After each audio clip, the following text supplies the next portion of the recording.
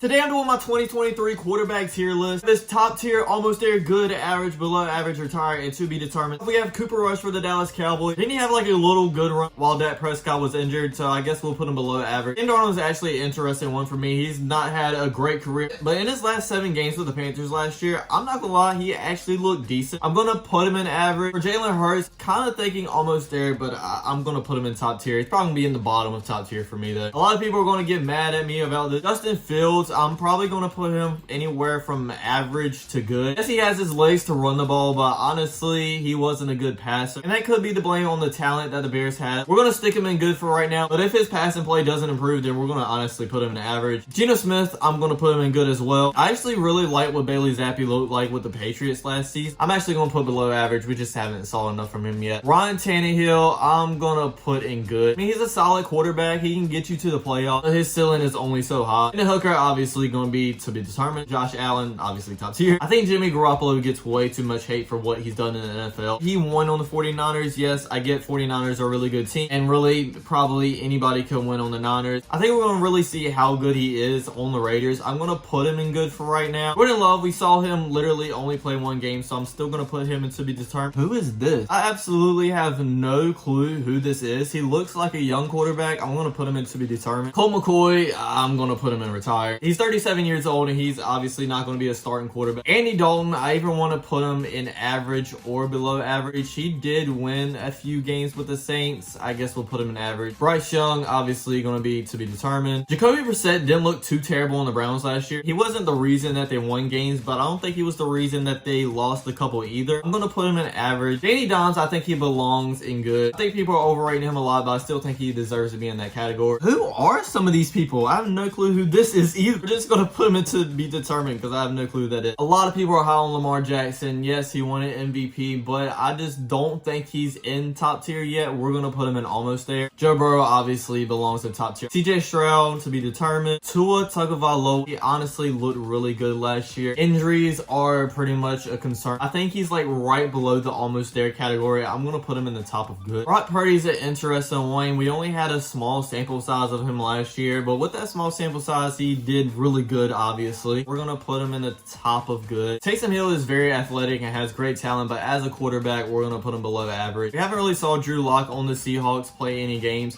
and honestly, if he comes in now, I think he's learned a few things from Pete Carroll. He's been in the NFL for so long, but from what we saw, I'm just going to put him at average. Honestly, maybe below average. Matthew Stafford is a close one. Before last year, I would have put him in good, maybe almost there. It wasn't really his fault last year, though. He was injured. His team was just a wreck. We're still going to put him in good, but I'm going to knock him down a couple of notches. Mac Jones can go in either good or average. I think last year was kind of a fluke and kind of not his fault because the offensive coordinator was just awful. Kenny Pickett, I think is going to be in good as well. He looked like he improved every game last season and really looked like he was getting comfortable of the time in the NFL. Trevor Lawrence, we're going to put him in good. This good category is honestly just going to be filled up. This is Mike White. I'm just going to put him below average. I mean, he's a decent backup, but I don't think he's anything above that. I'm going to put Sam Howell to be determined. He's only played 1 game. I don't know how he's going to be. Teddy Bridgewater belongs in below average. Davis Mills, I don't think really has gotten a chance yet to show what he's really about. And I think you put him on a decent team with some weapons, he's actually going to be average. But just from what we saw from him, I'm going to have to put him in below average. Gardner Minshew, I think he's an average backup quarterback. Matt Ryan, we're going to put retire. I think he's already tired to this point. Will Levis to be determined. Dak Prescott, oh, I'm going to put him in good. He belongs anywhere from just above Justin Fields to maybe right above Tua, so we'll kind of put him in the middle here.